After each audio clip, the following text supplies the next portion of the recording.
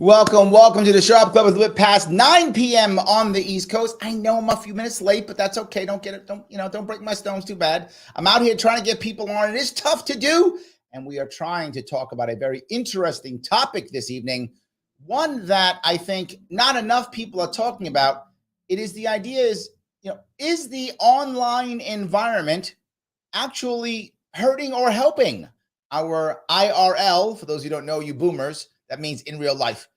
Our IRL relationships, whether that's professional or family or romantic or whatever the case may be. And I have brought together an excellent panel, amazing panel. You'd be blown away by how cool they are. I'm bringing on people you've already seen him before. He is a writer. He's an overall cool guy. The man, the myth, the legend himself. I mean, you're going to say, wait a minute, who is this? Is that Larry Sharpe? No. It's Jeff Charles. How are you, sir? I am wonderful. Glad to be here. I always love these conversations. Always stuff to make us think. There we go, and that is the goal. And speaking of a thinker, she is an author also and an activist, someone who's written an amazing book.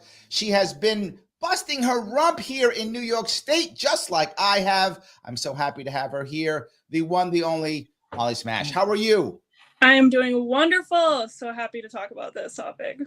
Excellent. And I hope that will be joining us soon. The one and only, a person who has run for office, also an activist, Jane Addams, but she's not here now. She's trying to get on. She's having some issues with her connectivity. Let's hope she joins us soon. But the topic that I want to bring up, what I want us to be talking about is, I'm going to start with, if I could, professional. And the reason why I bring up professional is in New York City now, they are trying to push people to go back into the office, right? Got to get back in the office. All this commercial space is getting destroyed and everyone's losing money on commercial space. But there's a lot of people who don't want to go back. They're like, why? I can make money here. But I feel something, and maybe I'm old school, and you tell me if I'm wrong. I feel that when you're in that office with somebody, seeing them, you are able to make better relationships, which means more trust, more value, right? And if I'm the one who can hang around the boss more, this may seem unfair, but I still think it's true. The boss is going to trust me more. And so now I'm getting that, promotion. Sorry, Jeff, you were so busy hanging out at home playing Fortnite, when no one knew. And I was sitting there with the boss. I was doing a little, brown nosing. And all of a sudden now I'm the manager. So I think that's true. Am I wrong on this? No, you're not wrong. Politics isn't just in the government. So, I mean, if you're out of sight, out of mind. But for some people, they may not care. Maybe they don't really want to get promoted that badly. Maybe a lot of people, I mean, when I was in corporate America, there were a lot of people who didn't want to get into management. They were just fine doing what they were doing. They were making enough money and they didn't want the headache. So for those types of people, it works fine, especially if somebody is more introverted. Or somebody who values their freedom. Yeah, I mean, I'm one too. I'm the same way. When I was in corporate America, before I started doing this full time, the only silver lining to the COVID thing was that, hey, I get to work from home now. So, yeah, and now I do this full time. Say what? The issue I worry about there is if the introvert is happy not getting promoted, I think that works. But if the introvert still wants to be promoted, now they're kind of upset, aren't they? I think the lockdowns caused a lot of agoraphobia for some people. Yes. Ooh. Especially myself, because I noticed that I loved socializing before the lockdown, and as soon as it kind of started to dissipate a little bit, I didn't want to even leave my house. Like, I was like, I'm happy here. I work here. I write here. I go to school here most of the time. And, if you're looking towards, I guess, getting a promotion, sure, but in my line of work, I'm not looking to get promoted, so I don't see a point. I think more and more people are doing that, right? I think more and more people are choosing, to your point, Jeff, they're like, okay, if I don't get promoted, as long as I can make my money, pay my bills, I'm pretty happy. I'll stay here doing this job. I don't mind, because I'm not assigning my personal value to my professional title. I'm assigning my personal value to something else, right? Not my professional value. But I think if you go back 20 years, the vast majority of people assign their personal value to the business card. I mean, that was an important thing. Look at my title, my business card. I'm important. See, I'm valuable. Now it's like, look at my TikTok or whatever, isn't it? Yeah, I mean, everybody has a side hustle nowadays, right? I mean, we're in the gig economy. So more and more you see that people have their own stuff going on outside of the company that they work for. So they don't really tie their identity to their company. I mean, I'm sure a lot of people still do, but for people who would rather be able to work, especially it depends on the type of job you do too. I mean, if you're working a job where you don't have to be on the phone, you can go to Starbucks and work. You can go to your favorite restaurant and just spend the day there working. If you want to get out of the house, it's easy. That's what I do. Sometimes I stay in the house all day. Sometimes, I go to Starbucks and do my work, and I'm fortunate because I can work from anywhere.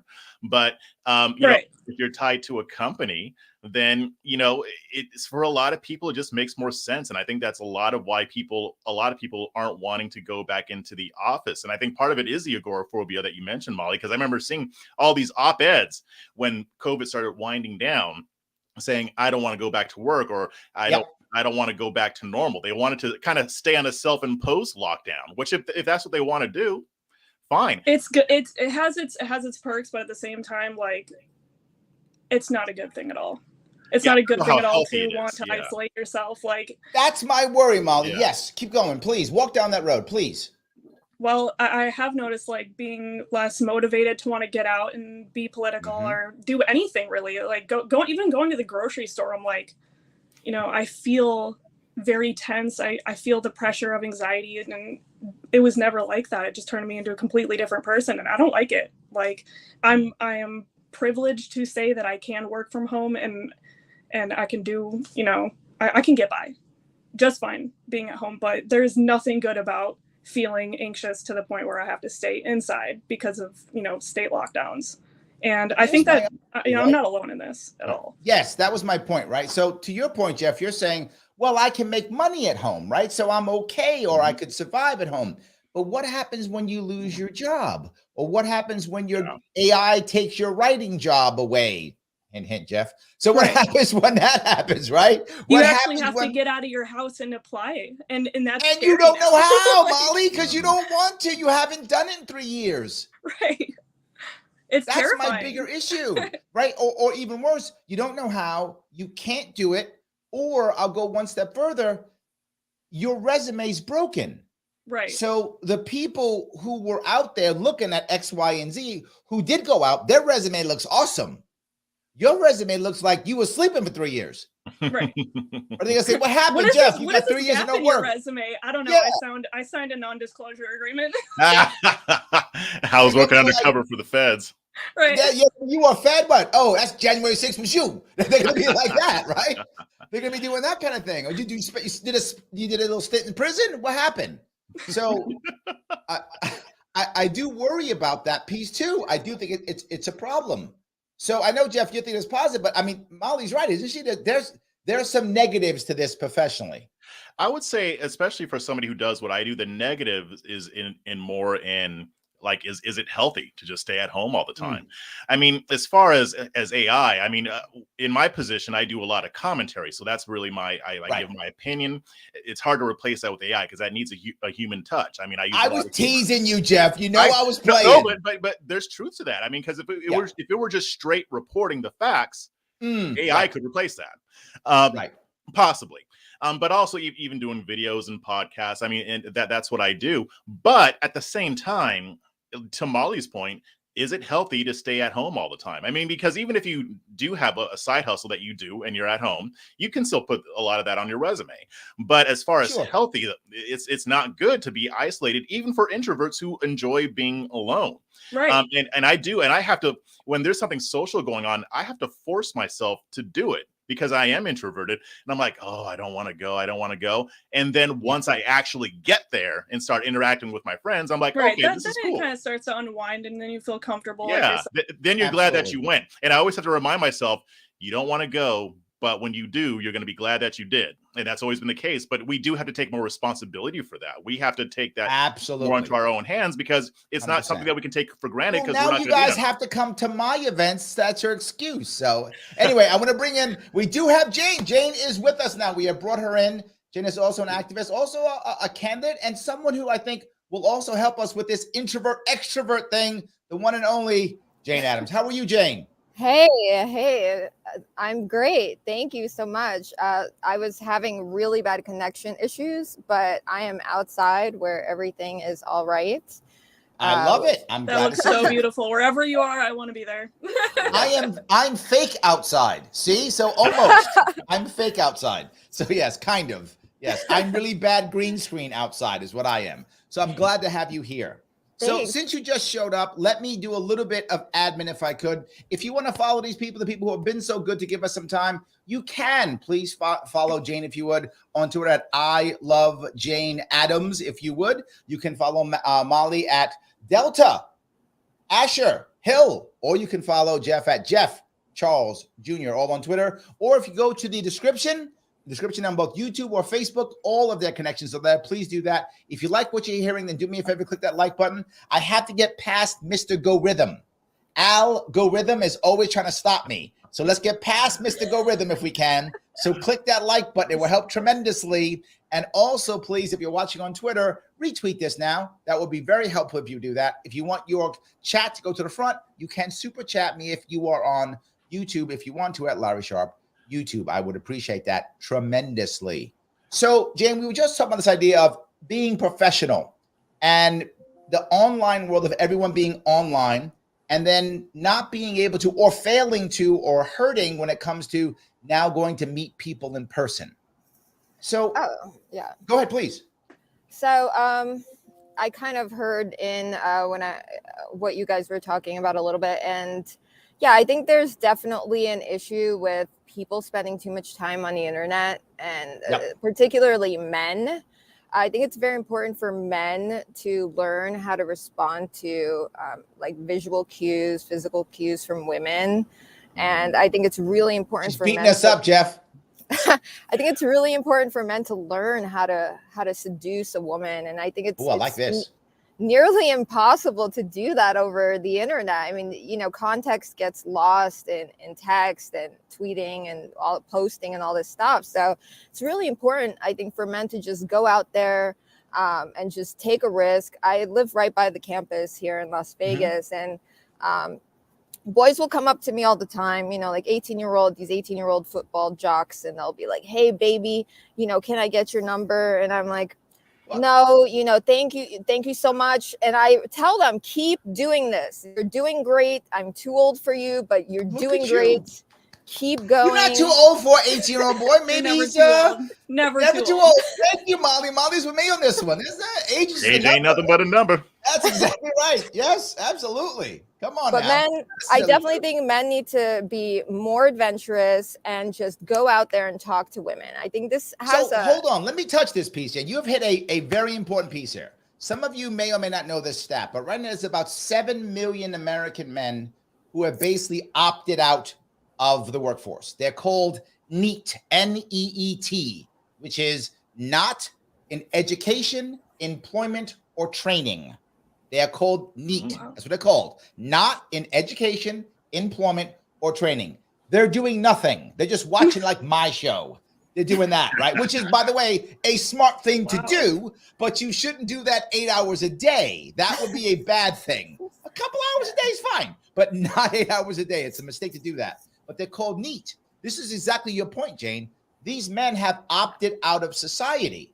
So now they're not meeting people. They're not working. So many things are happening. One, because they're not working, they feel like they're not being productive. So they don't feel sexy as a man. They don't feel like they can go talk to women. They don't know how to talk to women because they're always online. You're totally Their testosterone levels might be dropping.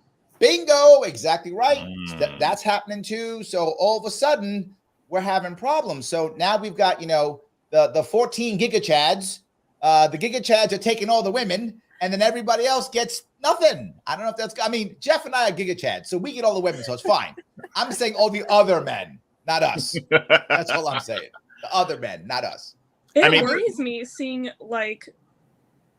that not really too many people are too concerned about the drop in testosterone levels in men. And I really do think that that's connected to sitting online 24/7, ignoring their family, ignoring their children, not leaving the house, not exercising, not doing anything. They are dropping everything, eating less because they're more focused on just typing and typing and typing and typing, looking, Yes. doing everything. They're, that has to be affecting everybody in some way, shape, or form. Like I in some way, like I try not to do it too much, but I see how much people post, even myself. Like I'm completely included in on this.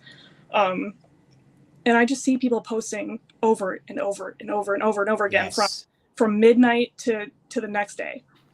I'm like, are you taking a break at all? Like, are you sleeping? Or I happen to be very lucky in this case. We got Jeff back. I'm lucky in this case because for those of you who don't know, it may make some of you upset. About half of the stuff or more that's posted on my social media, it's not me. I actually have a team. Must be my nice. team does. That's yeah, pretty team does a hardcore. lot of mine. It is. I have a team that does mine. So yes, you will see that often. So Molly, don't judge me that I'm online all the time. Maybe I'm not. And so Jeff, just tell people you have a team. Lie. Yeah, I have a team. That is. There you go, see? But here's the thing. But to be fair, though, I mean, I was clueless about women even before all this internet stuff came around. So I was always hopeless. Well, there we go. Yes, but I love that. Yeah, but to that point, I mean, it kind of goes back to what we were talking about before. I mean, living online is unhealthy. And, I spend a lot of time on Twitter, more than I should, but a lot of it I have to do because it's part of my job as a commentator. So that's exactly how I feel. So it's like, when do you take the break? Yeah, so what I've had to do is, and I'm not always perfect at it, but I'm way better than I was, like, say, last year, is I just force myself to not get on it, and I use an app called Buffer to tweet. So if I want to tweet something but not be on Twitter, I can just use Buffer and I can just say whatever I want, and then it'll tweet it, and then I can go back to work. A lot of it has just been also becoming more disciplined. Like if I'm writing an article, I don't let myself go on Twitter. And sometimes if you have ADHD, like I do, sometimes there's supplements you can take to help you with that. I mean, but there is no one solution for everybody. There's no one size fits all, but you got to figure out what works for you to where you can at least get out. I'm going to guess here, Jeff, if I could, that you use some form of calendar, like Google Calendar or something like that. Is that right? Yeah. When I'm setting up like interviews and stuff. So I'm going to ask you to do something that may help you out. And that is color code your calendar and give yourself a specific color and then put that color for your own time. Schedule you time. It will help you tremendously. Tinder time? All the time. Tinder's fine if that's your thing. Hey, no judgment, Jane. No judgment. If that's your time, all good. You want to do some swiping, that's fine. All I'm saying is schedule your time. I literally schedule. I have green is mine, and green is like my family time. I spend my time with my daughters, and that's my priority time. So now if someone says, Larry, I want to meet you on Thursday at 5, I look at my calendar, big green block says daughter. No, it's blocked. I need to do that. So do you think that any of this was part of the plan? Like to get people to stay inside and completely isolate themselves and isolate their families and isolate everything down that road. Yeah, I like it. Let's go down this road. I'm liking this. So hold on. I think yes, but not the stay in part. I don't think the stay in part was critical. I think that was a bonus. I think what they wanted to do was to keep us separate and hating each other. That I think is true. I was going to say. Yes. The stay in part, that was like, that was gravy on the mashed potatoes, right? But I think completely uncensored, like screaming at people, and that's scary. This is the point that we want to bring up. That I'm going to bring up also. When you're online, is that the real you or is that not the real you, right? So when Jane, you're muted. Unmute yourself. Not the real. That's not the real. Oh, no, absolutely. I actually call it the land of Narnia, and the phone is the wardrobe. And when you step through, you're in this other world. You could be whoever you want. And then as soon as the wardrobe closes, that's it. You're back to normal life. And everybody on the other side of that wardrobe might never appear again if you lose your phone. Right. That's a perfect analogy. But to piggyback off of what you were saying, though, Larry, I actually do think having a stay home was more than just gravy. Because here's the thing. Okay. If you live online, if you live in the Matrix, it's easy to hate people. It's not easy when you're actually going outside, touching grass, and talking to people face to face. If you think about it, if there were like an alien who came to Earth and just saw social media and nothing else, they would have a totally skewed view as to what they real think we're life monsters. actually looks like. Exactly. And so to me, it's like we see, oh, there's all They this would have division. left. They would have landed and said, "We're out," and they'd have gone Yeah. back home. No, but it's like you know, we always say we have all this division. We have all this division. Everybody's divided, and that's true, but it's not as true as people make it sound, because when you see people in person, like say if you're at the office or even if you're just out, you know, people are pretty rational, pretty normal. Right. I mean, you might get some kooky people who are obsessed with politics Yeah. and they cut their friends off, they cut their family members off, but it's not to the point to where I think the elites want it. But I will say it is getting closer, and social media has a lot to do with that. And the past few years, while everybody was on lockdown, I think that accelerated it. Yeah. Do you think at any time like real life is going to reflect social media, like how people treat each other? I hope not. I think it is, right? And that's my point, Molly. I think it's beginning, because when we spend so much time online, I'm worried that Jane is talking about closing the wardrobe, that we never close the wardrobe. That eventually that becomes me. If I spend so much time being Mr. Anonymous yelling at Molly because I don't like people whose name starts with M. So I don't like them. So I yell at Michael and Molly and Michelle all day, right? Because I don't like them. All of a sudden I go outside, hanging out my deli, and Mitch walks in and I start yelling at him, right? Because I don't like people with M. So I yell at Mitch all of a sudden. And I feel like that might actually happen. I worry that at one point, Jane, we can't close that wardrobe. Yeah, it will happen. And I think it's important for us to keep a good balance. I actually disconnected from the social media for over 5 years, almost 10 years. Wow. And when I decided to run for office, I actually worked as a political consultant for a very long time. And I had different reasons for running, but I'm actually running like seriously this cycle because I learned from my past experiences. But what I realized was that in order to even exist, you have to have social media. My friend was like, you're running for office, you need to have Twitter. Like you don't have a LinkedIn, you don't have Instagram, you don't have any of this. Like people are going to think LinkedIn to get a job nowadays. Not the Democrats and Republicans who have been, incumbents for decades. They don't need any presence on social media. We're the ones that have to work our ass off on social media. So we're the ones who get censored. The news isn't going to give us any media. Yes. So not any good media. Something does occur to me as we're having this conversation. You remember that story of the guy, I can't remember what state it was in, but this man got drunk and he ran over an 18-year-old guy because he was a Republican. And that's back in the news because I guess they're going to charge him with manslaughter instead of murder. But he killed this kid. I mean, he ran him over with his car because he suspected that he was a Republican extremist. That doesn't happen without social media. If we didn't have the social media landscape, I guarantee you that doesn't happen. And it is getting dangerous. It is getting deadly. And it's gotten to the point to where, again, this was a master stroke on the part of the authoritarians, but it's getting to the point to where every news story that we view, every controversy, we check the political party of the people involved, and we check the skin color of the people involved, the sexual orientation of the people involved. Then we make our decisions about what we think based on that, not on the facts of the case.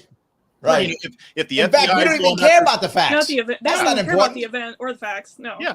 I mean, if it's found that the FBI placed an informant in people protesting police brutality in after George Floyd, and this informant was encouraging them to engage in violence, people on the right don't care because they were going after the left, but they do it to the J6 people. Now people on the right care and people on the left don't. They like it.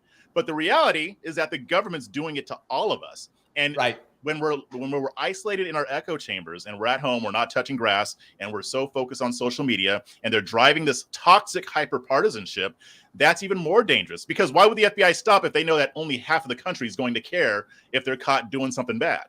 Right. Yeah.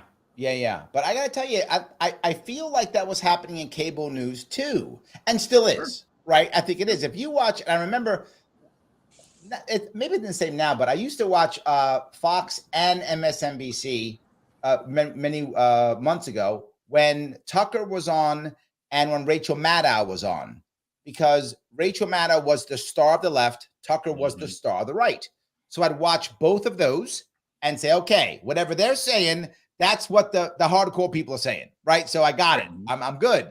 And if you watch those two shows, I mean, they don't exist anymore. But if you watch the two shows, then it's almost like two separate Americas. Like they're literally covering different things, different stuff, right? Like if you were watching Rachel Maddow last year, Trump was about to be arrested, like now, like he's ready to go to jail, like he's basically in handcuffs, right? It's over, it's done. He's going to jail. That if you watch Rachel Maddow, but then if you watch Tucker Carlson, Trump who? That's what it was. I don't. It was crazy. It was absolutely crazy. I'm kind of happy that the whole Liberty Twitter thing happened, though, because clearly way more people are on Twitter within the past couple of years. And I feel like if the Liberty Twitter thing didn't happen, there wouldn't be, I hate like using like centrist or happy medium, but there wouldn't be anybody offering counterpoints to both sides. And I feel like it would be way worse. Yeah, so, there is no movement that will call out both sides. There may be a few individuals on both sides who will, but not a whole hell of a lot. Yeah, I mean, you've got like a far left administration right now. Like, why would they even want anybody from the right to have even a whisper of opinion? I mean, look what they're doing right now to kids. They're telling 3-year-old children that they can remove their genitals and become a different gender. I mean, whatever happened to telling your kids, like, oh, you're a girl, you know what, it's okay, you could act like a boy, you could dress like a boy, you could play sports like a boy, just do whatever you're doing, you know? Why don't they let boys wear skirts? Whatever. Why are they bringing this surgery into it? And the administration is supporting it. They're saying, oh, we need to fight for the rights for these children to get surgery. I have actually a bigger worry here, bigger than that. And that is they're taking away parents' rights, period. So it's not just that a 12-year-old can do X or a 15-year-old can do Y. It's they can do it without the parents' consent. Right. Right. That's even worse. And it isn't just that. It's whether they're drinking, having drugs, having an abortion, having sex change. What it doesn't matter. Anything, they can do all the things. And if the parent says no, in comes CPS. Yeah. Yes. And that's been happening more and more. I've been covering a lot of that. It's the worst piece though now. Say I'm 14. I'm savvy enough to get on a train or a plane or a bus or something, or get in my friend's car. I go to a state that says you could do it, even though my state doesn't. That state doesn't have to tell the parents. Yep. So now I just say New York doesn't go this way, but Connecticut does. I'm making this up, right? So now people can just drive over to Connecticut. Don't tell me. My 13-year-old daughter can go over to Connecticut and go, I want this thing. They get it. And I can't do anything about it. They don't have to tell me. And if I find out and say, you got to give my kid back, they can say no. Right. Yeah. That's crazy. The authoritarians never outweigh the risk and benefit. Oh, well, you know, we think we're doing the right thing by taking our kid away, but what we're really doing is taking our kid away, you know, taking this child away from somebody who has a different opinion than me and throwing them into a foster care system where they get abused. Okay, so what's worse, you know, me protecting my child because I feel like they need to wait a little bit longer, or throwing them into a system where they get abused, and just the worst possible things you can ever imagine. Without question, the data is in. Don't get me wrong. Some kids who go into the foster care system and CPS do fine. Some do. But statistically, they do far worse than being with any other parent, right? Being with a family member or with kin, statistically is always going to be better than being in that system. Absolutely. And you know, there's another dimension to this to even take it even further.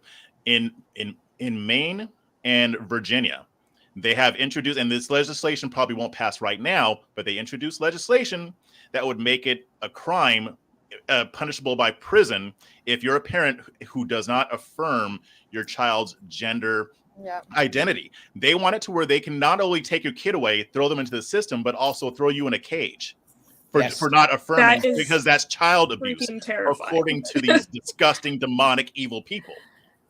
I remember when I actually came out to my daughter and I told her about my dysphoria, and I explained to her what it was. And she was, I believe, 6.5, 7 years old. And then shortly afterwards, she made mention of saying, you know, oh, I'm non-binary too. I was like, listen, I'm going to tell you right now, you don't know what this is. Mm-hmm. You don't have a full understanding of this at all. So give yourself a couple of years, and then maybe I will entertain the topic of maybe.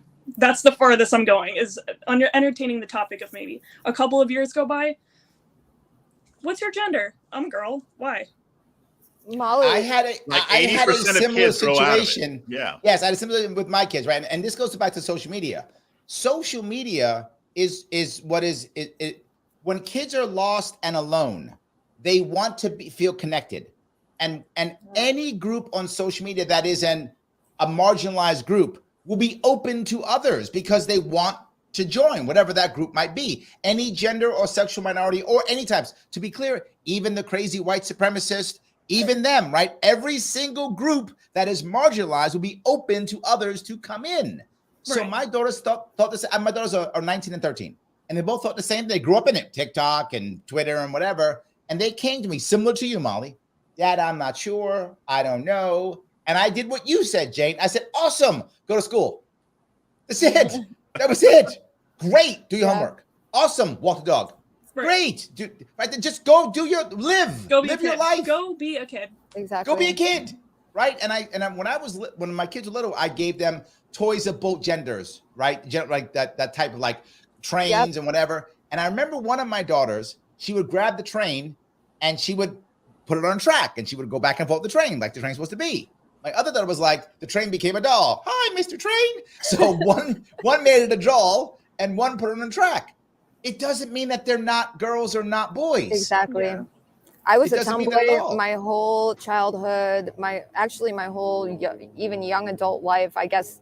If you're looking at what Caitlyn Jenner looks like, technically I would probably be a man compared to her because she's so feminine, right? If that's what means a woman is identified as. But I always wore jeans, I always wear shorts, I always played with race cars. I was even now I'm a cyclist, dirt bikes,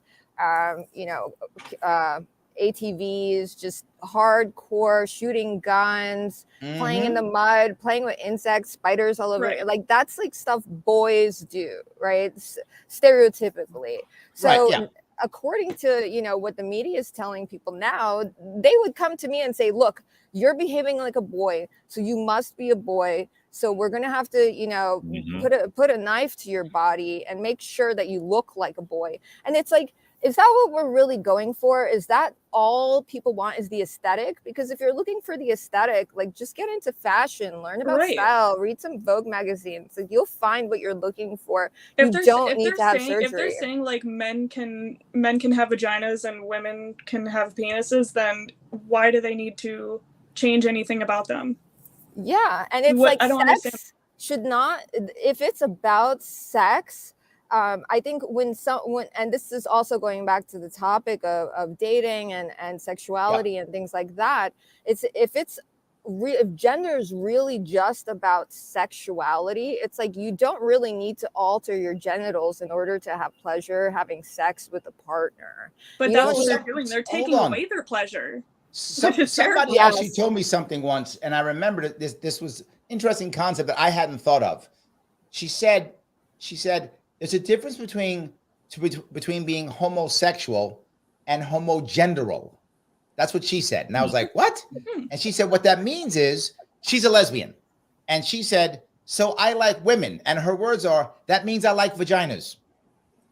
Right? So I don't just like the fact that you look like a woman. This is what she says. I still like vaginas. So I don't want a penis. And I'm like, oh, you're a lesbian. Makes sense. You don't want to. I get that. Okay. That was my, and she said, there's a difference.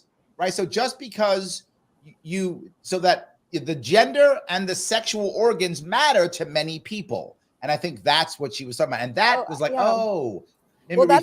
there's a disconnect right now. Well, I think right now, actually, between LGB and then, TQ, LMNOP, whatever else is going on the end of that alphabet soup.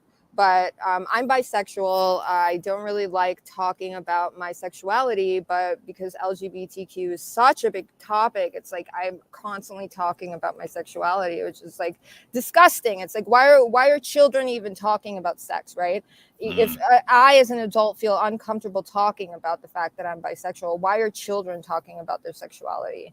And why are adults why are their teachers talking to them about it? Anyway, so my point is that, yeah, there is a disconnect now, because back in the day, I've been around for a long time in the LGBT movement, always an activist. And now what's been happening is that there's some kind of rogue group that's snuck into the community, so to say, The drag queens.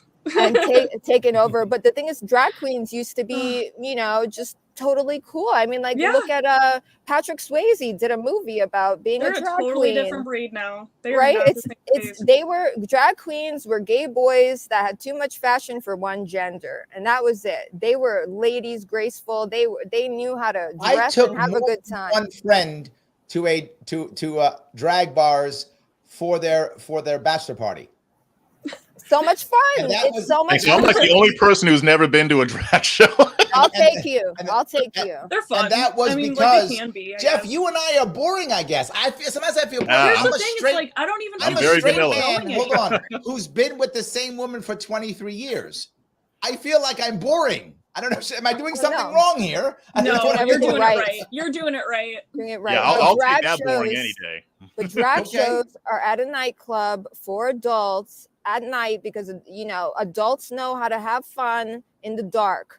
They are not meant for men wearing glitter with their penises out in front of little children in a public library. And I This is cannot believe how many unacceptable. people are denying that that's happening. They're like, oh, well, Bugs Bunny, whatever. I'm like, dude, don't even show me a cartoon of some cross-dresser. I don't give a flying Hellfire. what is going on in some cartoon or MASH. I don't care that they did drag and MASH or cross-dressing and MASH. But that It's tells you that totally they know unrelated. that tells you that they know it's wrong, because they have to lie about it. If they thought it was right, they'd say, yeah, we're doing drag shows in front of kids, and this is how I defend it. They don't do that. They say, oh, it's Right. not really happening. Oh, these are family friendly. Oh, Mrs. Doubtfire. Oh, Medea. Like, if you have to lie about it, then it's wrong. I'd rather If you just have say, to bring this up is why I defend this. all of the wrong examples of what we're talking about, then they're missing the point. Oh yeah, and also drag queens should not be going around talking to people about their gender identity. It has nothing to do with gender identity. It's about them being glamorous and showing off, and us saying, "Wow, this is beautiful," and that's it. There's nothing call more. a spade a spade. It's adult entertainment. Exactly. I'm an adult entertainer. I know what adult entertainment is. It's exactly what it is. It's adult entertainment. I mean, it's like I said the other day, it's on par with like South Park. So most of it. And then some of it's a little bit more explicit. And if guys, let me tell the kids to go into another room. Let me grab a couple of comments and do a little bit of admin if I could. Guys, remember, if you like what you're hearing, help me get past Mr. Go Rhythm. Algorithms always bugging me, so please click that like button. It does matter. I see lots of people watching, but I don't see all these like buttons. So if you don't like it, why are you watching? You hate watching me? Is that what you're doing? Smash that's the fine. like button. If you hate watching me, that means you got to keep watching me. So click the like button so you can keep watching me. So click the like button. It does matter. If you want your chat to come to the front, click that super chat. It does matter if you do that too. Every time you say algorithm, I'm like thinking, are you talking about like an old soul singer? Like I'm thinking Al Jarreau, Al Green. That's what I was thinking. Exactly. I got to Al. Yes, absolutely. That's the man. Go Rhythm. Al Go Rhythm. That's his name. Absolutely. Yes. He's a soul singer. That's exactly right. Yes. And if we're on the topic of like how social media is. Hold on, Molly. Hold on. Let me do some more commercials for you guys. I got to do some commercials for you guys. Okay. I'll save it. Yeah. Follow these lovely people who have given us some love. Give them some love in return. All their details are in the description in both Facebook and on YouTube. Follow them. If I'm on Twitter, you can follow Jane at I Love Jane Adams. You can follow Molly at Delta Asher Hill. You can follow Jeff at Jeff Charles Jr. So yes, I want to do a little bit of commercials, but I also want to, if I can, I do want to take a couple of comments if I could. Missy talks about the idea of losing. She says, losing my dental hygienist career to my rare eye disease really affected my confidence. I identified very shortly in my career, it was a struggle. And I think that's the point. When people lose their careers like that, like she's talking about, hers was obviously from very hands-on, a disease in this one, right? And she was with people, right? To your point, Molly, hands-on. all of a sudden now you're at home and you miss that. That's got to be hard. That's got to be challenging for people to deal with that, right? Probably very heartbreaking to go to school for so long and, you know, learn everything that you need to about your passion and just to be crushed for a breakdown, you know? But maybe Absolutely. it's good to get prepared because AI is going to replace a lot of the workforce. Yes, that's true, but not me. But yes, everyone except me. That's exactly right. Yes, exactly. Patty says, if I can take care of work and home in one shot, why leave? No child care, no travel expense, no dress up work clothes. Life is easier for many people that way. I think Patty's right if, and this is the big difference. She's single. No, she's saying the opposite. She's saying, what if she has a family? I think that would make sense. If you have a family structure, that makes sense. You can even home. Childcare costs $250 a week. And her husband is going to leave her if she has no dress up clothes. I'm sorry. Okay, so maybe Patty has to have the right dress up clothes. Maybe that. She has to have the right dress up clothes to keep hubby happy. I mean, this is why so many people went to OnlyFans. Everybody went to OnlyFans because that made so much money and they could stay home and they didn't have to worry about when it was going to end because we didn't know when it was going to end. But isn't OnlyFans now not OnlyFans? OnlyFans, I'm sure, is doing fine. But aren't the OnlyFans people now struggling that the lockdowns are done, or is that still very people still make a lot of money? Oh, it's very popular. It's very competitive. I mean, I view OnlyFans as like, I really hate putting it this way. This is like the bottom of the barrel when it comes to like amateur. Like it's viewed as very cheap, like just not the best platform to use. But these platforms have been out there for well over a decade. Well, hold on. I need to understand. You're saying OnlyFans is not seen as, I mean, it's seen as a cheap platform? Yeah. Oh, yeah. Like tacky, I mean. The reason behind it, not just because of how competitive it was, is, you know, there was probably, I don't know which organizations, I don't want to just like call them all out now, but definitely a lot of super religious right-leaning political groups. You know, I don't know if it was like some slander thing that they were doing. I mean, I thought Pornhub had the slander against them. I thought Pornhub was the bad guys of the industry. Am I wrong? I saw a documentary on like Pornhub's the bad guys. Is that not true? I wouldn't say so. I wouldn't say so. They got so basically, are you saying, Molly, that because I was thinking about starting my own OnlyFans? Are you saying I shouldn't do that now? I mean, because I don't think so. I think I don't ever encourage anybody to get an OnlyFans. I'm like, look, if you're gonna get into this industry, just nix out OnlyFans. Don't even think about it. It's just there's too much there. Jeff, then I'll just go back for OnlyFans. Yeah, I'll just go back to stripping on the weekend. I'll subscribe. There we go. I can't speak for anybody else. There we go. Yes, that's good. Yes, yeah, but only stripping the high class joints, Jeff. Come on now. Come on now. You know how I do. Know your worth. I know how you do. That's exactly right. Exactly right. 100%. But no, I guess I go back to that part because I think you're right. A lot of people did things like OnlyFans and things like that. But then does that? I guess I'll go back to the opposite of family piece, right? If Patty's talking about if you have a family, you have kids, a spouse, maybe you have a grandma, grandpa, uncle, cousin, you two, perhaps, who knows whatever group you have, then I could see it being kind of healthier to be at home because you're not by yourself, right? You've got a family structure. Maybe your spouse or maybe someone else in your family is out working. Maybe you're not. You're maybe doing more of the child care or child rearing than that other person is.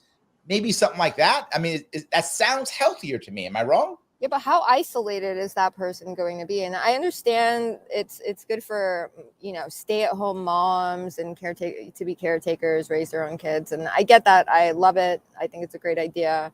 But at the same time, it's like, is this woman going to be isolated with the children? Is she going to have any kind of intellectual like interaction? Is she going to be on Twitter Spaces while her kids are like playing with the stove? Playing with the stove. Don't stop that, Jane. Well, my kids are playing with the stove. Running around with scissors in the living room when their mom's exactly, yes, exactly. Putting their forks in the electric. Yeah, exactly. Yeah, in the sockets. God. So anyway, it's terrible. Actually, I don't know because I mean, Larry, you're in New York. Obviously, I'm sure you've heard all about the what they would call the migrant crisis going on here is that's another reason why a lot of people are having a hard time finding jobs and needing to stay home at their whatever job they found while they're experiencing the lockdown. The migrants are coming to you too, Molly. We're sending them up there. I'm telling you, migrants, AI. Abbott Express. There you are. We're sending them up to you. Yes, But you don't. like- We want to share the love. We care about you, upstate people. We want you to enjoy them too. See how good we are. We are generous gods here in the city. We are generous. Diversity is strength. Yes. Yes. But I mean, trying to find a job locally is actually very difficult. Like, Yes. it really is. So I mean, they know that the people that were living here first would they'll apply for the jobs that the migrants normally would come here for seasonally, and then they will do the job like way worse. Like they'll quit after a week, or they'll complain about it, and then or they'll just apply just to have a terrible interview and then get back on unemployment. So Right. Oh, the Americans? yeah. Oh yeah, no, the migrants just come in here. They want to work, they want to get their money, they want to go home and feed their kids and pop up more babies, and they want their wife to stay at home and raise their kids. Like they have old school traditional family values. That's I gotta why tell you something. This is a good story that you guys may not know. New York tried to stop that. So what New York did, because laws always work. So what New York did is it said, now if you have a migrant worker and he works more than 8 hours, you got to pay him overtime. And the farmer said, I don't want to pay him overtime. I'm only going to let him work 8 hours then. I'll get another worker. I'm not going to let him work longer. Right. And America said, wait, look, I already have a bogus Social Security number. Now I'll just give you 2 bogus Social Security numbers. And I'll be Jose A and then Jose B at night. And I'll just work 16 hours. And that's what's happening now. Their asses off. I mean, it's our fault They for want not, to. working as hard as them. I think it's a decline in our traditional values, and the fact that those people still have traditional values. That's why people hire them as their housekeepers, as their child caretakers, because they know those people are going to feed their baby when the baby cries for hunger. Right? You're not going to hire like the Instagram, TikTok dancer, to babysit your baby. In that room. Shut up! I'm TikToking. Why are you crying? God, these babies. Back in the day, you hire your friend, your kid's sister or whatever to babysit the kids. Right nowadays, you can't even risk doing that. You have to hire an immigrant. Because at least can't do that. It's just too much paperwork to bother with the people that we know are not going to work here locally. Like it's just too much to bother with. And that they value money. The young kid. If you, and this is in New York City, if you leave your 11 or 12-year-old kid at home, locked door, watching the other kid, you go to jail. Really? Yes. The kid has to be 13 or 14. I think 13 or 14, whatever age it is. If you don't do it, and here's the worst part. People always say, Larry, aren't you worried about the people like coming in the vans and taking you away and that kind of thing? Aren't you worried about those? I don't care about those people. They say, why? I don't care about them. I care about my neighbor who called them on me. That's what I'm worried about. There's a whole lot. There's only a couple of guys who can come out. Yes, the rural area, they don't call anybody. They leave you alone. Yeah, they sure don't. No, it's not that they don't call anybody. They call me if they see something suspicious. And if I see something over there, I call them. So there we go. Yes. But in the city, they call it almost like a community can handle this stuff much better than some entity that can pass laws and enforce them at the point of a gun. Wait a minute. You're telling me government doesn't work? Stop, Jeff. Stop. But that also requires people to, how you say, Jeff, touch grass and meet each other. And I think that actually might be a really good way for men to start meeting women, is in a friendly way, in a community-oriented way, and say, why don't we become part of a community together and just be together, as a community. I don't know, that's it. And I think women won't be offended by it. They'll say, I do need a community, and I do love that men are strong, and this man seems very kind, and he's looking out for me, and he's not trying to, do anything sneaky. And I think that gives men a chance to say, here, let me show you who I am. Let me show you my personality. Let me show you that I'm not like the guys on TV or in the videos or in the shorts or whatever. And that will give men a chance, because I feel like right now, a lot of times men think they have, like, 3 seconds, like 10 seconds to have a shot at a girl. Dating. And then that's Yes. it. In the Gotta street. get that swipe. It's very I actually- transactional. I mean, that's the thing about Yes. those dating apps. Like, I don't understand how they work. Like, I don't trust any of them. Like, not that I need to, but I think they're total crap. Anybody who meets anybody on a dating site, that is going to fail. Okay, well, it's going to fail. I mean, I know there's some You success just stories, insulted, but I you mean, just in insulted reality, half most of my it doesn't. audience, Molly. no, it works. Molly, come on. Those You just sites insulted work. half my audience. Those sites work. I can't buy it. Like, everybody that I've tried to date on an Molly, on any, like, look at you. meaning You're that covered any in tattoos. You're next level. Okay, this is for I like know, this if is for the someone like me is normies having and a the hard time, boring you know there's a people. problem. That's good. Yeah, Tinder it. for the normies and the boring people. Yeah. That Exactly. should be their slogan. I love that's their slogan. Oh, Jane, look at you. You're ready to go. You're the marketing genius. I'm going to tell you something that's going to make you laugh, Jane, because you're exactly on the money. I do for my day job when I'm not doing stuff like this. I consult for a living. I consult with people, companies, businesses, usually tech, law, and finance. But a little side gig I do is, or have in the past, not recently, is help women get married, help women find men in Manhattan. It is not very easy in this city. This is a brutal city for women. Why? Because this is a mecca for female talent. Or used to be, not as much now, but it was a mecca. So there are so many talented, educated women in this city. So many of them. So few men who can handle them. So few men who can handle them. And I mean, it is not even close. It's probably 20-1. I'm not even joking. It's probably They're maybe gay or they're 30-1. taken. They're gay, Well- they're taken, or they don't have a strong enough ego to handle that kind of woman. And so what I would tell them all the time is, stop trying to find men here. Instead, to your point, Jane, I would tell them to join trade associations so they can go meet men in a professional world and just talk about business, not about sex or relationships or your ex-wife or your kids or whatever. Go join there, talk about something you both feel comfortable talking about. But the key aspect is, don't get a guy in your industry. So join a trade association that's not your industry. If they're in the same industry, you will compete. And if you compete, then you will lose, because the man will become jealous and he will dump you. So you're dealing with the tough ladies, that is correct. The women I'm dealing with are women who are already doing well, making lots of money. And sadly, they all think that men care about the things They're that they care intimidating. about. They are. Yes. Oh, yeah. And they don't. In other words, a woman will start off, and I love this, a woman will start talking to a man and go, yeah, I went to this college, I did this, I got this, I have my own house, blah, blah. Nothing that he cares about at all. In fact, what he hears is, you don't need me, so next.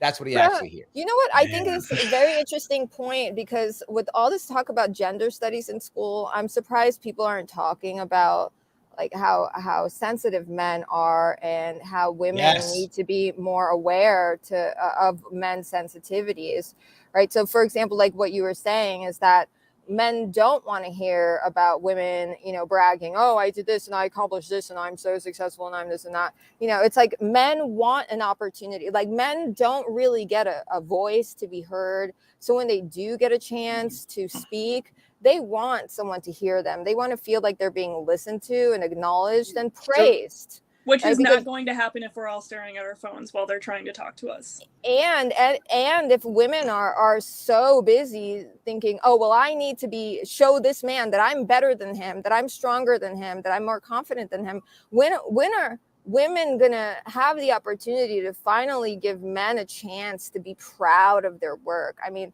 men are born. The moment a child is born and it's a man, we already know that they're more likely to die at war. They're going to die younger. They're more likely to have their kids taken away from them in divorce. They have I mean, there's so many problems. Domestic violence, they're made fun of if they ever complain. Oh, somebody beat me or somebody abused me. They get laughed at. It's just suicide, men. A majority of men are suicides. Veterans, 25% of homeless are veterans. I'm not fighting anything you're saying, Jane. I'm not fighting anything you're saying. I'm totally soaking all this up. I love it. And why aren't gender studies teaching this? Why aren't gender studies teaching children that we need to respect men more? I got to be clear. I got to be clear on this to be clear to make sure we understand what we're talking about here. In the past, there is no question that men dominated everything. That's 100% true, but not now. And I know that's sad, and some people don't want to hear that. It'll make them angry. Two things can be but true it's at simply once. not now, particularly if you're under 30. Under 30, women are kicking men's ass in everything, and I mean everything. They make more money. That gender gap with the pay gap, under 30 doesn't even exist. Not even close. The reverse is true. They make more money, more educated, more friends, more everything, and more educated. Women under 30 and men under 30, women are destroying men. It's not even close. And that's why 7 million men have dropped out of the world. They've just walked away from social life because they're getting crushed. They are getting murdered. It's just for me, it's like, well, first off, I'm just glad I don't have to go through all this, because this sounds, it's just that the dating world is just so complex and weird and trash. And, I think I've been out of it for 23 years.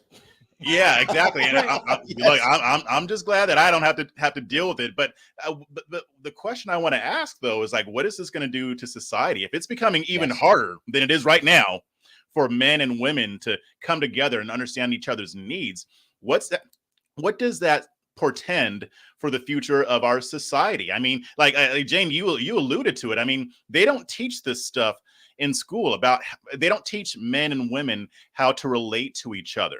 And you know what? I don't believe in government-run schools, but if you're going to steal the money to do it, I'd much rather them talk about how to build an actual family and to build a family unit than to be teaching them, oh, well, maybe if you're a tomboy, maybe you're really a dude. Like that's the thing. Like, but because they know that solid family units are less reliant on the government. They don't need the government as much. 100% and so true. To me, this even makes me even more scared for the future. Like, we have to do something about this. Yeah, I mean, all this conspiracy stuff was right the whole time. Yeah. Yes. Go ahead, Jen. I'm sorry. Oh, we used to have home ec class. We used to teach kids how to cook dinners, how to balance a checkbook, how to raise kids, how to go to work and show up at home and be nice to your husband and your wife and be respectful. And now, I mean, we don't have any of that. We have, let's go smoke weed after school. Like, let's go do a TikTok dance. Let's cut class and do a TikTok dance. Like, let's go dye our hair. What are kids even learning anymore? And they're all learning on the internet. You can't, I understand you can learn things on the internet. I get it. But when you're a child, your brain is developing. You're learning in different ways than an adult. This isn't like you're at your job and on your lunch break you're taking classes to get your master's, right? These are little kids. These are young kids. Their brain is developing. They need to have live interaction. They need to see each other, have normal relationships that aren't being guided by. I got to touch this for a second here. I really do. That's great, but all the parents have to agree. And why do I mean that is, Molly, I know you have kids. Jane, do you have children? I don't. Jeff, do you have children? Yeah. So I'm sure if you're out there trying to get them out to meet other people, if the other parents don't agree, they're still alone. Oh my gosh, other parents. Yes, you have to have Jeff, all I don't know if you know agree. what's going on with other parents these days, but I made a whole I ranted yesterday. Like, being a parent these days, being a responsible parent these days and trying to find other responsible parents for your children to hang out with is a complete nightmare. Wow. It is terrifying. Like, I don't even know where to begin. Like, so Jane, I'm with you on what you're saying. I'm agreeing with you, but it isn't just me, right? So even if I agree with everything you're saying, and I do, I got to find other people around me who do also. That's Right. the hard Yeah. part. But Maybe then this should kind of be goes a- back to what we were kind of talking about before. I mean, there are parts of the country that are more amenable to that, and then there are certain parts of the country that just aren't. I mean, some areas of the country, you know, whether it's rural areas or what have you. I mean, there are a lot of people who do homeschooling in co-ops, and they do all their classes together. All the families come together, and it's not impossible to find it. It ain't easy. It may not be easy depending on where you live. But I know a lot of people do it here in Texas and in other states. But I'm with you. I mean, because you can't trust other parents either, because you don't know if they actually pay attention to what their kids are doing. And I think a lot of it is it's harder to do to do your due diligence. I mean, it's so much to where we've got people in government at saying, oh, well, we should have the government regulate how much your kids stay on social media. Senator Josh Hawley, Vivek Ramaswamy has put forth this suggestion, and so many people are on board with it. Oh, well, we regulate alcohol, and you wouldn't let kids drink alcohol, so we shouldn't let them do social media either. Yeah, good luck. Let's see how that goes. Yeah. Well, I got to touch this piece because we were talking about the idea that, you know, now the state's controlling your kids. In theory, the state shouldn't be able to, right? The parent should be senior to the state. What happened is and it's going to sound crazy, we made education a right. That was the end of it. Why? Because prior to that, all rights were for adults. It was the Prussian. It was the Prussian. What's it called? No. The Prussian model was for education, but it didn't make it a right. That was it. It's a separate issue. States, in case of New York and other states, have made education a right. It's in the Constitution. It's in the New York State Constitution. So it's a right for a child. We made rights now for minors, not for consenting adults. For minors. Once you make a right for a minor, the state can now step in.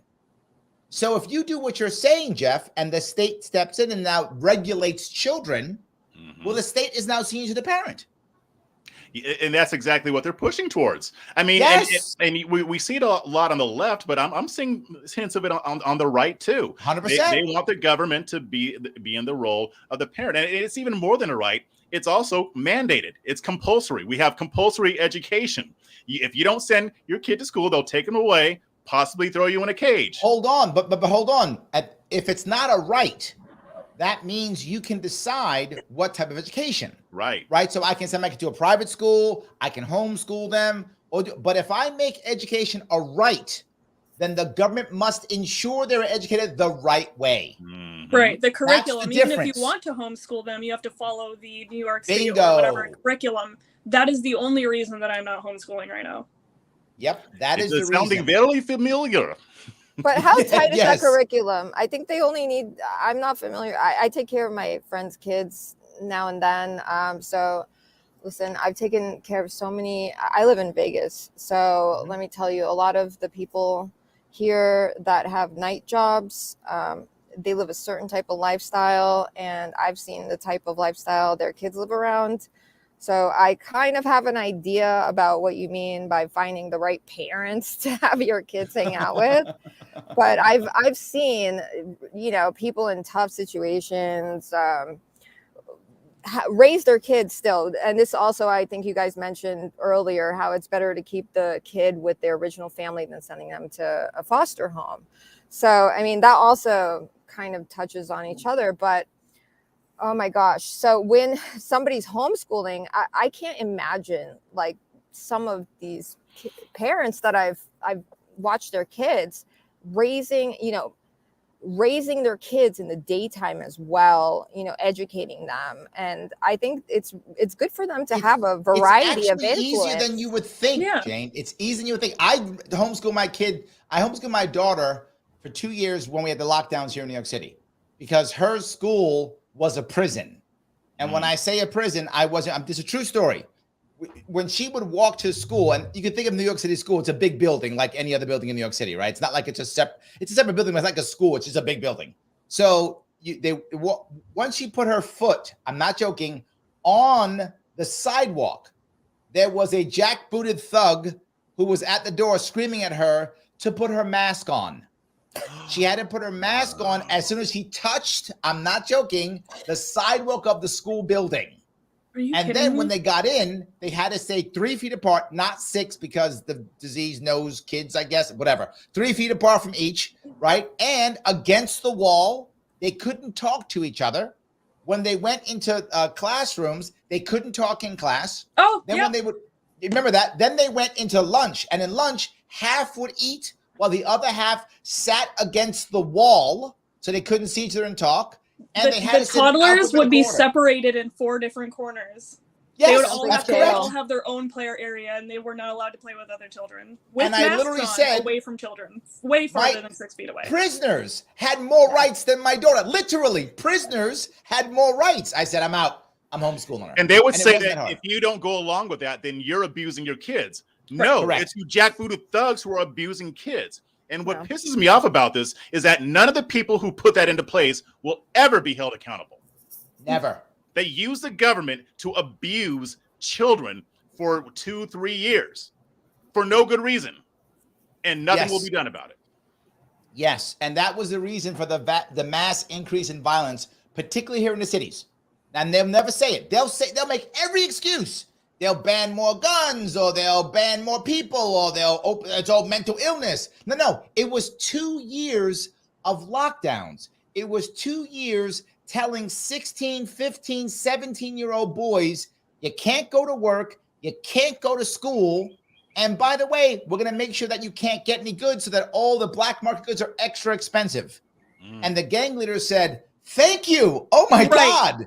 You have literally made a black market for me bigger than I ever could have imagined.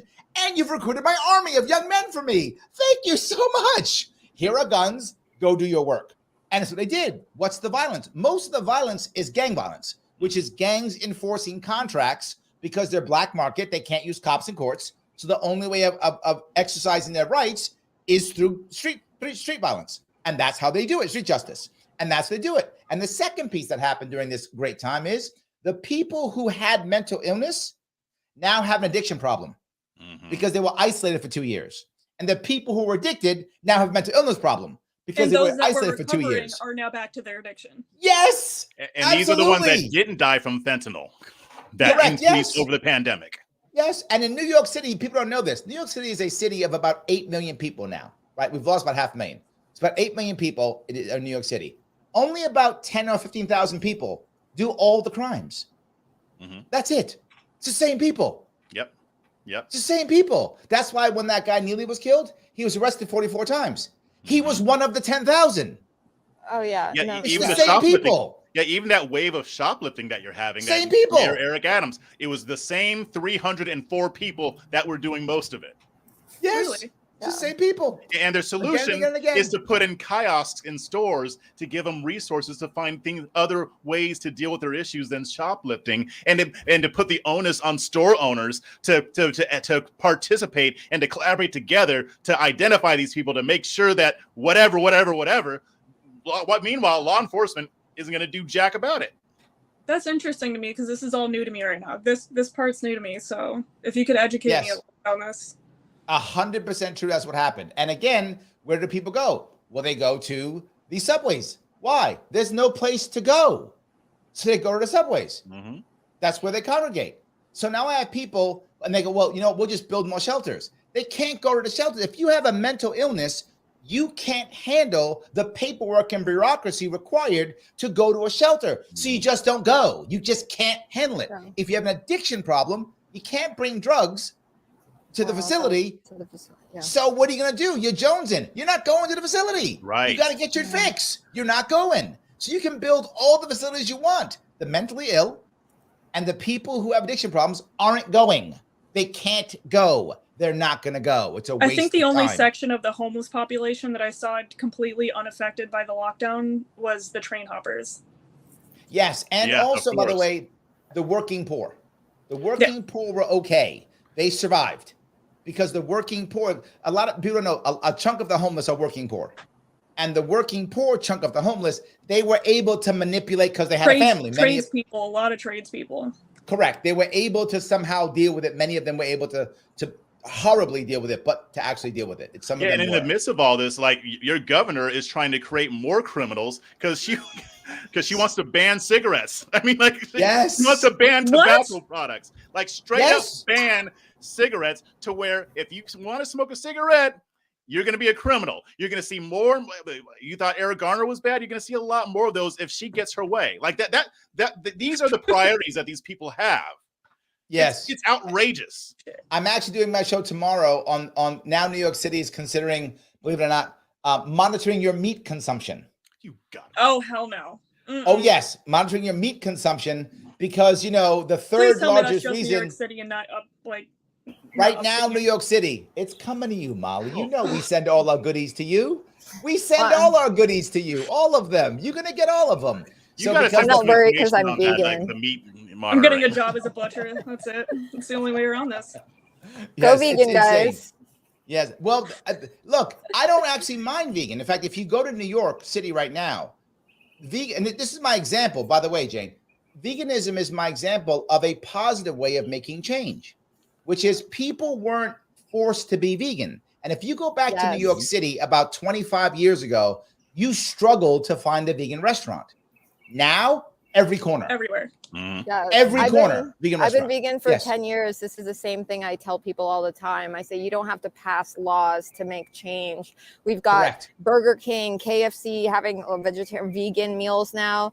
Like Absolutely. 10 years ago, it was nearly impossible to walk into a supermarket and say, do you guys have soy milk? They would like laugh I in wish your I was face. vegan then, or I wish I was vegan now. I was vegan for about 2 years, and I couldn't find anything that good to eat, to be honest. Yes. So You're better than me, but I couldn't do it for two It days. takes commitment, and you really have to learn a lot about nutrition, like hardcore, and you have to be committed to it. You cannot be one of these peanut butter and jelly pasta eating Oreos. people.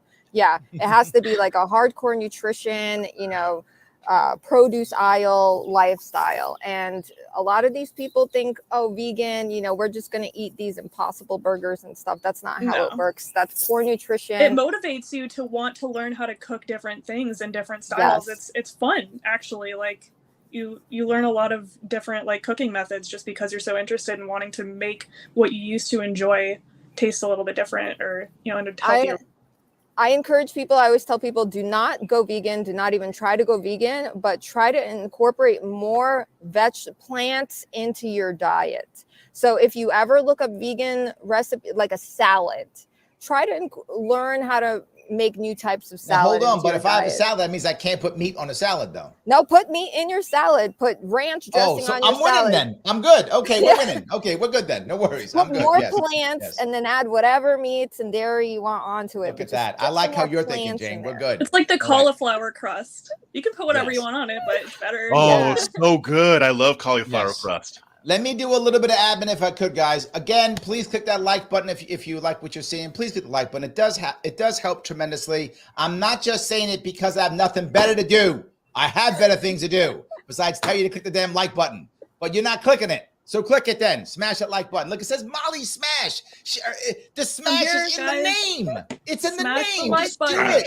Subscribe. Smash the like button. Please, absolutely do that. It does matter. If you happen to be watching on Twitter, please retweet it right now so people can see this. It's awesome. If you want to support the show, you can by super chatting on Larry Sharpe. If you want to support the show because you love me that much, it's okay. You can go ahead over to Patreon if you want to. Patreon.com/Sharpeway. Throw me $10 a month so I can stop doing all this, helping these women get married, and instead do more of this. It'd be way more. I could do more of this instead of charge these women all this We need cash Larry I Sharpe do. to be the new Tim Pool man. There we go. There we Yeah. go. Absolutely. And if you want to support my crazy attempt to get ballot access in New York State, then go over to LarrySharpe.com/donate and do that if you like. But more important than all those things, support the people who this evening are giving us some love. Give them some love. Follow them on Twitter. Check out what they're doing. The description is in the description in Facebook and on YouTube. Check them out. You can follow Jane at I Love Jane Adams. You can follow Molly at Delta Asher Hill. You can follow Jeff at Jeff Charles Jr. Let me grab a couple of comments. If comments are popping, this is one super chat. If I grab a super chat, Flamethrower82 says, thank you for $5. Appreciate it. People are scared of responsibility. It's harder to accept blame, which is why many people don't want freedom, thus more government. That is an interesting comment. I mean, I think there's a part of what you said, Jeff, that's true. I think, and this is a little bit on a side tangent, but I think it goes with what he says. You guys know that my sponsor of the show has been the Advocates for Self-Government, and they run the world's smallest political quiz. And they've been taking this quiz for decades. And you can come up 5 different ways. You can come up conservative, progressive, authoritarian, libertarian, or moderate. And the most common has been moderate for decades. That's the most common that people come up. The smallest one, luckily, is authoritarian. That's always been the smallest. It still is.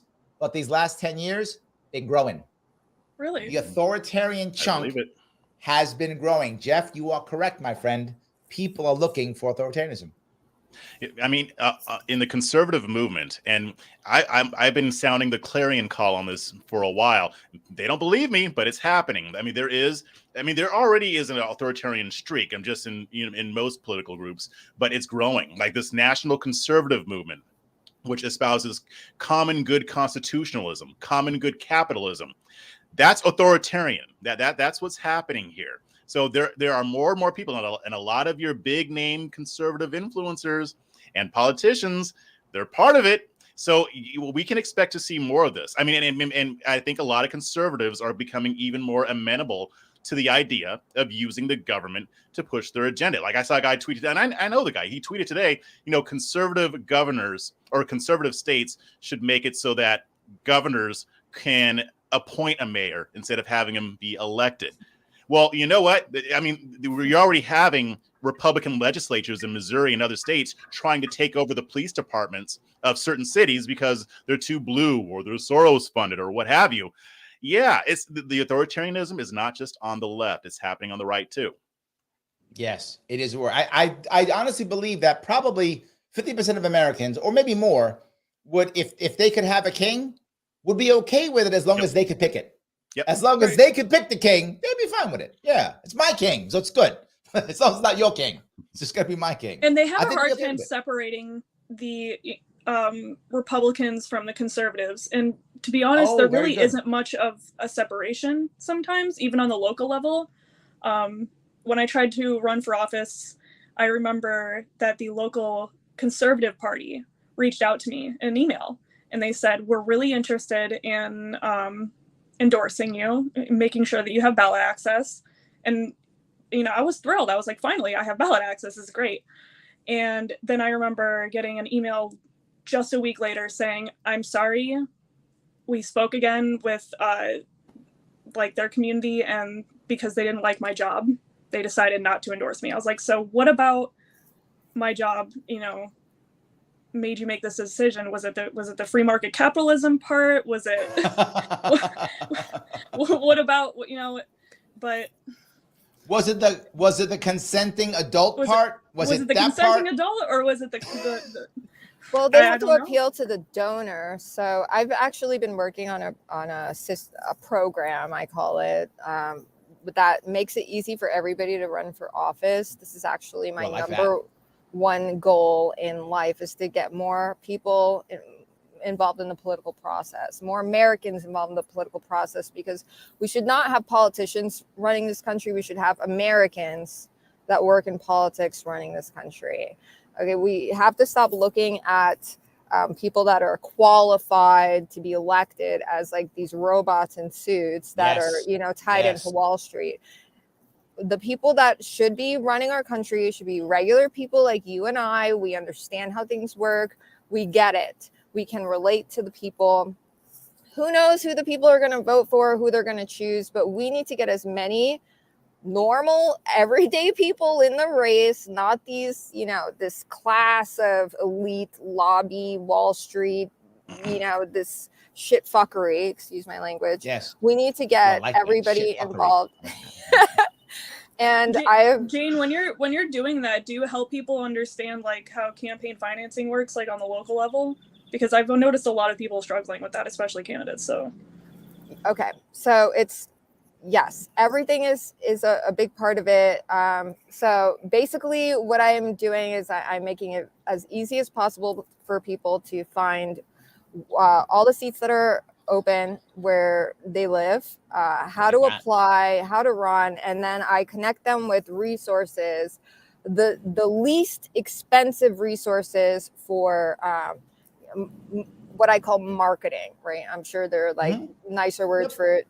Campaign, promotion, whatever. I call it marketing. And what I think that a group of candidates should do is get together and kind of work together on a message. Because when you're posting your banners, you get special privileges. You don't just get to post your banner in like, the school gymnasium. You could post it right next to a bus stop. You have huge benefits. And you could post anything you want, as long as in the bottom you write paid for by, Molly or Larry or Jeff, right? That's it. You could post anything you want. Just Jeff. Make Jeff pay. Yeah, and you can get those banners done for very cheap, $25. And I've seen, I've worked as a consultant for a while, so I've seen, I've known that. I like this. Look, if you guys want to see what's going on, head on over to janeadams.com. Yes, but I'm putting this together now because I realize Twitter instead. There we go. No, I'm here. Go to Twitter instead and then bug her on Twitter. That's the better thing. So she'll move it. Because if you don't bug her on Twitter, she'll scam and not do it. So now bug her on Twitter so she'll actually do it. So it'll be done at the end of this month, and I'm going to send it to the three of you guys first, and you let me know how you feel about it, and I'll fix it, anything I need to, and then move it forward. But anybody that's listening that wants to run, just do it. I'll help you get there. I love it. Molly, Joe has the answer on what happened, why they didn't like it. He says it was the freedom of association part. That was why they got mad. They didn't like that part. So he knows. that was the part that they got pissed off about. So yes, absolutely. So all righty. Let's see. I think does Sean know you? Sean says looking good, Molly. Does Sean know you? Thank you. There Sean we go. Smith. I don't know, this is a very common name, but thank you, Sean. I appreciate it. There we go. You have a fan. So that's nice, I guess. You have a fan. So yes, all good. So yeah, I do think that the whole idea, I want to go back to the running part, right? You're talking, Jane, about people getting involved. And I feel like that's a good part of the entire internet world, is that it is a whole lot easier for us to come together, right, for those types of things. But at the same time, doesn't mean that I don't come to meet you, right? Do I now feel, because Jane, I have seen you here, do I now feel like I don't got to go see Jane? I'm not going to Vegas now. I've already seen Jane, right? We're already besties now, right? So I don't got to go see her. We're besties. And is that kind of a bad thing? Or is this overall still a good thing, right? Like now I want to go see Jeff. Oh, but I don't want to go see Jeff now because I've seen him already. He's on my show like every other day. Honestly. So I don't really want to see him on that. Is it because we're too busy, or is it because we're genuinely just don't feel like going out? Ooh, which one is it, right? Do we not feel it? This goes back to your earlier point, Molly. Have we been trained to believe that, like, I don't feel like it? Is that what it is? I mean, I met you in person first, Molly, didn't I? Yeah. Yeah, and then we talked then after this way. Yeah. But I think that's not common anymore. I think what happened with us you've met my family, you've met my dad. Yeah, like absolutely. Yes. But I don't think that's common. No. I mean, I'm the nut who crosses the state every year. So of course I see everybody. But most people don't do that. Well, I don't know, Jane, is this good or is this bad? You got to have boundaries. So I meet a lot of people on Twitter that, we start having conversations and it's exciting, right? Oh my gosh, I really love what you said here. And I love your tweet in there. And then I always cut it off and I go, okay, great. Thanks. See ya. Right. And they're like, well, let's keep talking about our interests. And I'm like, no, I don't do that. This is the land of Narnia. And I say that all the time to everybody. I say, this is the land of Narnia. There's a word. The phone is the wardrobe, and it cuts off. I don't know. But Jane, that might have. Hold on. I talk to everybody. I mean, that's what I'm saying. Well, Jane, no, I talk to them. That might have been important. Jane, hold on. That could have been the man of your dreams or the woman of your dreams. I know you could have been either, or that could have been the donor of your dreams. You never know. It could have been that too. This might have been the connector of your dreams to get you out into some TV show or something like that. This could have been any person. Yeah, but I tell them we need to carry over into real life. And if they're not willing to carry over into real life, starting from okay. I didn't get that part. Okay. And Okay. then Well, I guess moving it's into phone depending on calls. if you define this as real life. Like, I feel like this is real life. Like, the conversation we're having right now is very real to me. It's virtual. So if I shut off all my internet, you guys are gone forever. You no longer exist in my life. I no longer exist. Now I'm coming in to your find life. you, Jane. Keep talking Right? trash. But once we find each other, even like a phone number, you're able to track someone in real life, right? So once you get off the internet, once you get a phone number, once you text, once you hear the voice, and then you can gradually move towards meeting in person, even if it's like, hey, just giving you a ride from the airport, really busy, gotta go.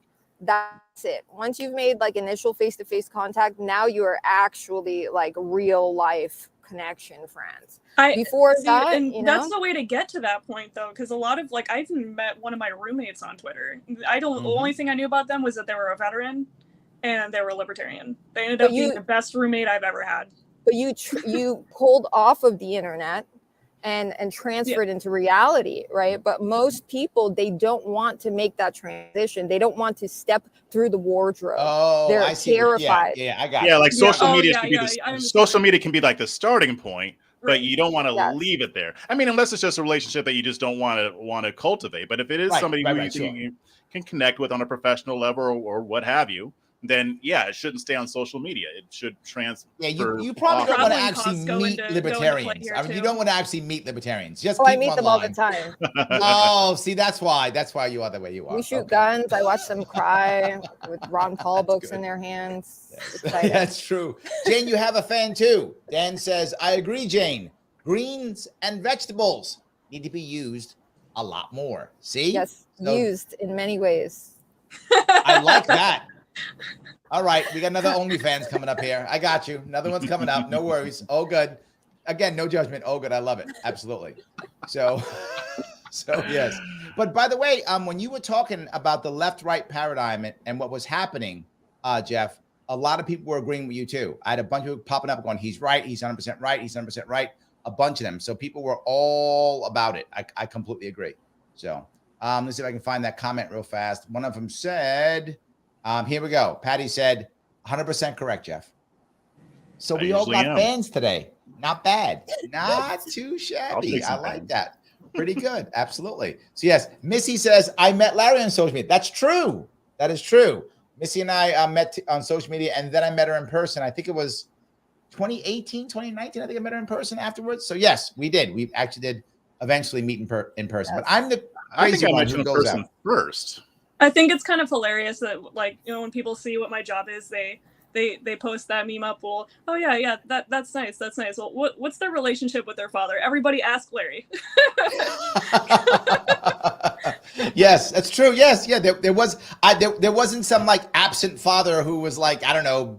No, that was not the case at all. That's true. Not the case at all. Yes, 100%. So Grace says she has followed everyone on Twitter. Thank you. You should all follow what Grace is doing. Follow her too. Follow everybody on Twitter.